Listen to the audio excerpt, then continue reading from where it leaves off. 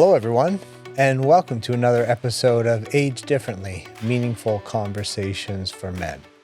I'm your co-host, Darius Nagamwal, and I'm here with my friend and collaborator, Peter Callan. Peter, good afternoon. Good afternoon, Darius. How are you doing today? I'm well. We have a really exciting podcast for the men in our audience and the women in their lives. You care to introduce it to everyone, please? I'd love to. Today's topic is on parenting as a father. Fatherhood would be another way of describing it, but being a father is not the same thing as parenting. So we're going to focus on what it is to parent as a father, your children, and especially in this modern era, and maybe all eras, there haven't been any roadmaps. There aren't any manuals on how to be a father. And so hopefully we'll share our experiences with you, and maybe within those experiences, there's a moment of a gem of learning that you can take away and apply to your own children, your own life. Yeah, that's the hope, Peter. Definitely the hope. You know, I should share as a lead-in that I was a father at 17. And there was no roadmap. And the roadmap would have been different anyways. It's very different from being a father at 17 as opposed to being a father in your 20s or your 30s. So we acknowledge that. I want to acknowledge that and acknowledge that my experience will likely be very different than some, if not the majority of the audience. But I learned on the job, and while on the job of fathering, I still was able to compete as an intercollegiate athlete, finish both undergraduate and graduate school, and go on to work for a Fortune 50 company. So, Peter, you were a father at 17, but that's not all. You were a father again at 10 years later. 27. Yes. And then again at? Oh, you're testing my history knowledge here. 35, and then 9 years later at 44. 44. 17. You have all 4 decades of life as a father. 17, 27, 35, and 44. No, not 44. I misstated. It's 38. 38. Yeah, 3 years later. 38. For my baby girl. Got it. So my experience is different. 2 sons. I had them when I was 33 and 36. So slightly more mature at an age where... Ostensibly slightly more mature. Yeah. Okay. Continue. So the question, I think, is for both of us, okay, in our individual situations, what were the realities of fatherhood? What were the realities of fatherhood for you? And what have been your takeaways? And what would you share with the audience? Were successes, I guess I would say, that you feel you were able to achieve? What do you feel has served your children well is probably the best way. Yeah, I would answer it in a different way than it was asked. I don't think I had the maturity or capability to have been a father at 17. I had a good friend of mine. He had his son when he was 19 or 20. His son, wonderful kid, 31 years old, but he always had that maturity. He always had that groundedness about him, and I didn't have that. So I made the decision not to have children until I had gotten much later. I'd gotten myself established. I'd really figured out who I was and what it was I was trying to accomplish, what I was able to give. And I think, at least for me, that was a wise decision because I was able to selfishly focus on myself for my teens and my 20s, get the foundation set. And then once I had launched from a career perspective and knew that I could effectively provide without a ton of stress, I was in a position to be able to move forward and have children. So it was very thoughtfully done. Yeah, so this is an excellent opportunity for our audience to hear kind of opposite experiences on the spectrum. One that was thoughtfully planned parenting, parenthood, fatherhood, and one that was just random and just all of a sudden found its way into my life. I don't have to tell you how it happened, do I, Peter? No, you don't. No, you don't. So what are the things that you do different, you believe, that as a father makes you a better father, or a father that serves in the personal development and growth of your children, your boys? Why don't you share a little bit about how old your boys are? And So I got 2 sons. Cyrus is 18, going off to college next year. He's going to be attending BU, going to business school. Really proud of him. And Kai is 15, a sophomore in high school, and just equally proud of him as well. You asked about what makes me a better father, and honestly, I don't think I am a better father, because better invites a comparison, and I don't know who I'm comparing to.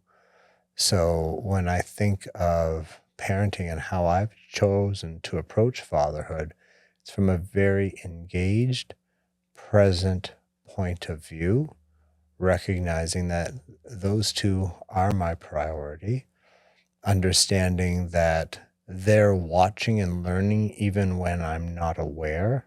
They're watching and learning. Yeah.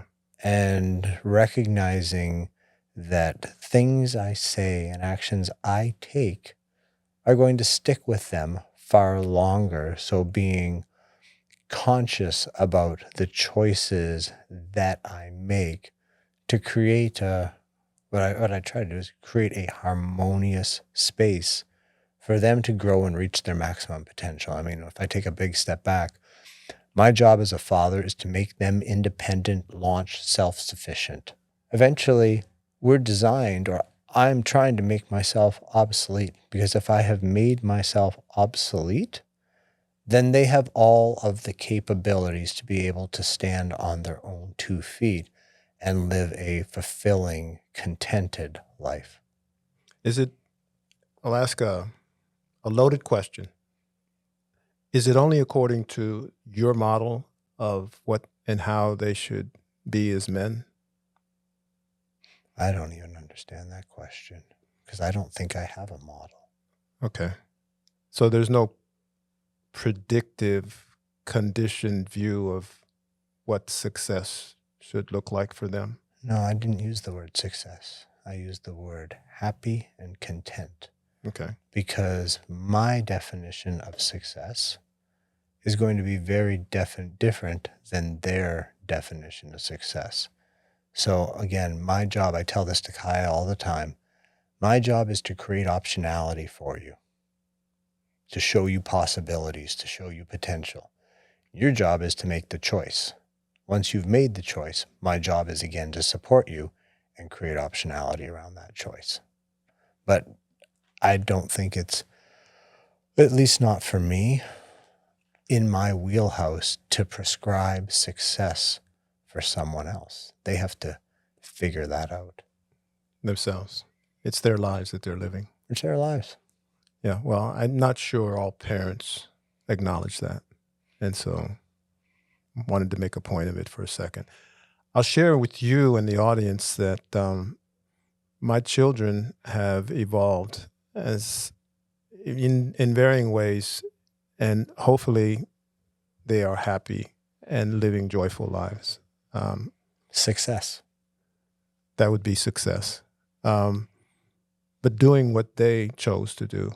And that was always how I approached parenting and fatherhood, just trying to maximize their particular gifts as spirit, as souls, as humans, and encouraging it with the recognition, like you just pointed out, and I wanted to emphasize it before I move on. They, from cradle to your grave, are watching you, learning from you, Yep, looking to you. And so I would venture to say that that's something that any parent that's out there is just keep in mind. And then you choose how the behavior you've selected, consciously or unconsciously, is in the best interest not only of yourself, but of your children. Yep. And something I've kind of kept in mind throughout my lifetime. I have 4 children, as you had me have to figure out mathematically. Listen, you could ask me the same thing and I would struggle too, but I actually wrote it down before, which is why I was able to ask you how old I was when they were born, because I had to figure it out too. It's not just you. This is what my co-host does to me sometimes, but that's part of the territory. I started to say my oldest is a physical therapist, and he's the father of 2.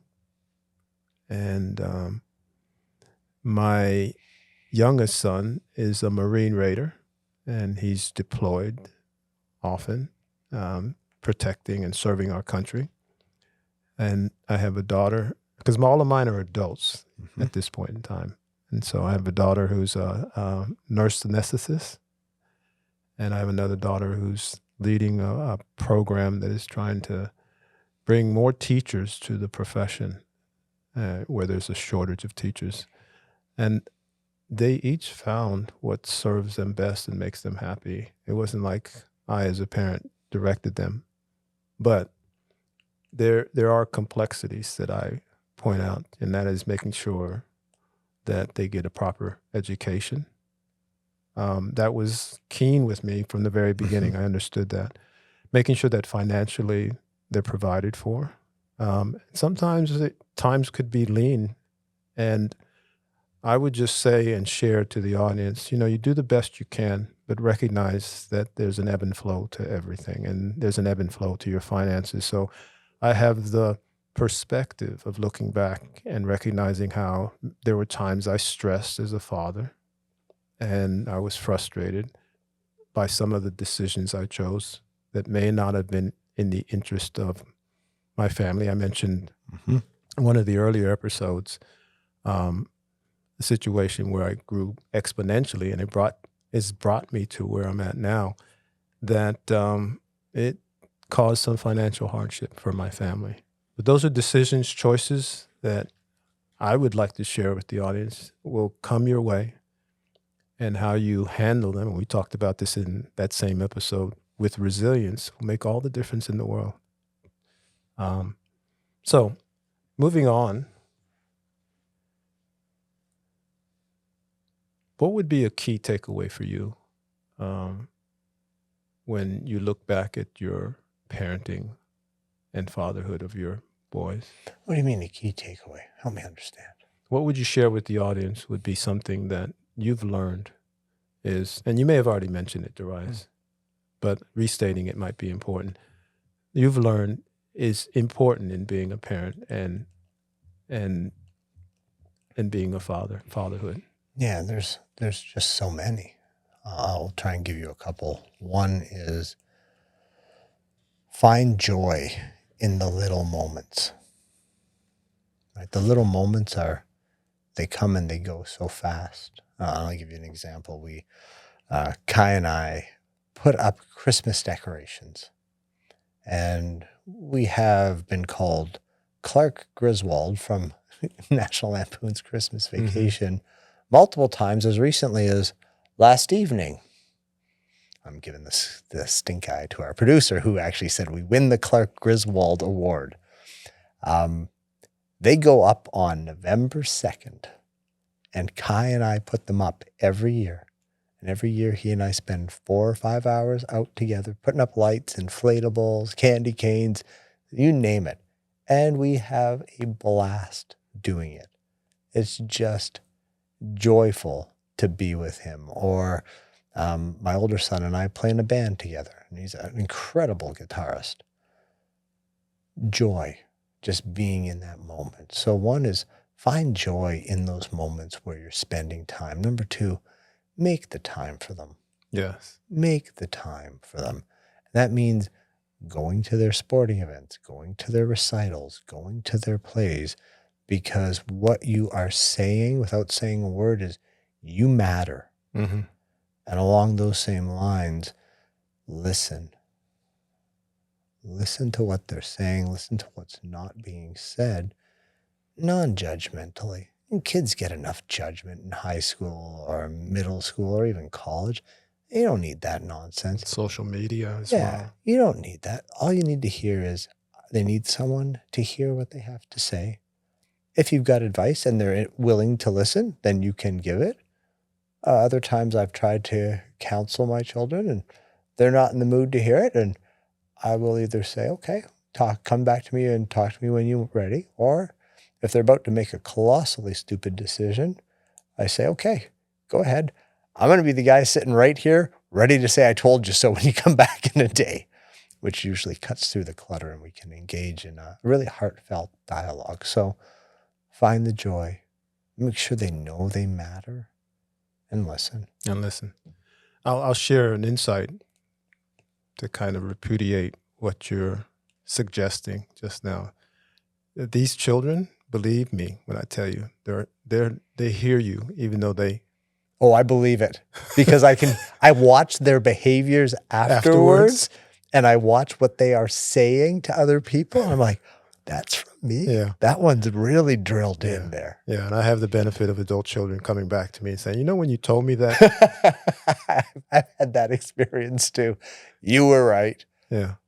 Yeah. But I got to, on that topic, I am now at the point with my children where if there is a tete-a-tete, like a productive discussion of opposing viewpoints, I now have to be very cognizant that there is an extremely good probability that my viewpoint is inaccurate. And I have to approach it with an open mind. And repeatedly now I find myself telling my children, hey, you were right. Thank you. Mm-hmm. I appreciate that. Yeah. That was a really good catch you made, or I didn't see that. Well done. And, that's a difference, I think, that is generational. I notice in conversations with you and just observing you with your children, the level of interaction and communication is a little higher. And I've said to you a number of times that sometimes we're on the opposite spectrum of things. And, here we are, me 17 being a father and you at 37. So we're kind of at opposite spectrums. And, I didn't have a roadmap. I didn't have a model. And so I just adapted what I thought was, again, best serving my children's growth and development. I did, to the chagrin of my mother, have dialogues rather than monologues with my children, much like you said about communicating with them. And so think back to the 70s and an adult talking to a child almost as if they were adult. Mm-hmm. And I remember sharing with my mother and sharing with others afterwards. I always viewed my children as, I could have said, young souls or little adults. And that kind of helped me keep a perspective throughout their development and growth. Yeah, I always view them as my teachers. They are as well. I mean, the amount that I have learned from those two is staggering. Yeah. And watching their gifts start to grow and blossom, I learned more from those two than probably anybody else. Yeah. And I continue to learn, and I'm delighted that I'm able to. But I think part of that is I'm open, like Socrates said, the only true knowledge lies in knowing that you know nothing, right? Continuous learning, continuous growth. That's so true. You've got 2 and you've got 4 powerful catalysts to make that happen. Yeah. One other thing I'll introduce, and you kind of mentioned that they model you. Mm-hmm. And it's not just them. And for me, my youngest son brought a lot of his friends into the household. Mm-hmm. They did not have good examples of fathers. Some fathers weren't present. Some fathers were in jail. So it behooves, I think, each of us, if we choose to be aware of the impact we have not only in our children, but other children as well. Absolutely. And there's a lot of different opportunities to provide that or to generate that impact. You could coach a sport as a parent. Yeah. And I coached a lot of sports as parents. Both of us have, yeah. And you get to see your child as they encounter adversity, encounter challenges, and give them the framework or tools to help overcome them. You get to know their friends and have an impact in their lives. And you get to spend quality time with your child doing something that either he or she loves and you might not love. I coach baseball. I've never played baseball. I have no baseball skills. I can't coach fundamentals, but I can manage kids. And I also coach soccer, where I've got a lot of experience playing. So that I can able to advise on the technical aspects of the sport as well. But get out there, be engaged with your child, meet them where they're at.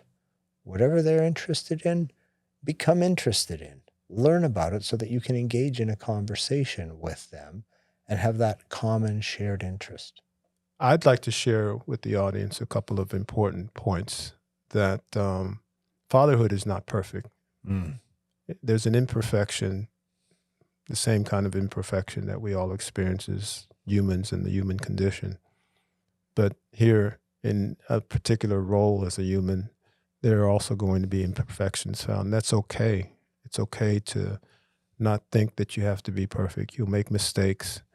And if you can be self-aware and resilient and purposeful for your children, then perhaps you'll have the capacity to have the awareness to mitigate some of the adverse effects, the adverse imprints that come, that find their way to your children's path as a father. Because as a father, one of the roles that I always viewed myself as filling was as a protector as well. So until they're able to protect themselves, shield themselves, I feel that that's something a father or parent needs to be very aware of. I think it comes natural for most, but I highlight it here and mention it. And be mindful of your interactions. You mentioned this before, so I'll highlight that again. Every one of your interactions with your child, every moment, just like every moment has significance. And so be aware, discerning, and basically mindful. Yeah, I comment two things to comment on that. One, you are going to make a mistake as a father. You're probably going to make lots of them. I know I have. I would posit that you have as well. I have. If you make a mistake and you recognize it, own it. The number of times I've went to my children and said, hey, I'm sorry. I did X. I thought this was going to happen. I was wrong. This is what I'm doing to fix it. Oh, thank you. It makes a lot of sense. And the second thing, and this is definitely more in my persona, we do silly things around the house. So as an example, about 20 years ago, I bought this reindeer. It was my first Christmas ornament. It was the start of the journey. And it's this light up reindeer. And its head used to move up and down, but that doesn't work anymore. And it used to have lights, but I had to install new lights on it this year. When Cyrus was 9 and Kai was 7, I'm a Steelers fan. Kai's with me. He's got good taste in teams. Cyrus is all Boston. He's a Patriots fan. So we made a rule that when the Patriots played the Steelers, Bobby, which is the name of our reindeer, would get that shirt put on him for the season. And if they weren't playing, well, then the team with the best record would get the shirt put on him.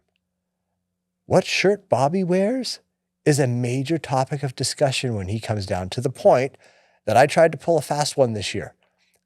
I tried to put the Steelers jersey on 5 days early.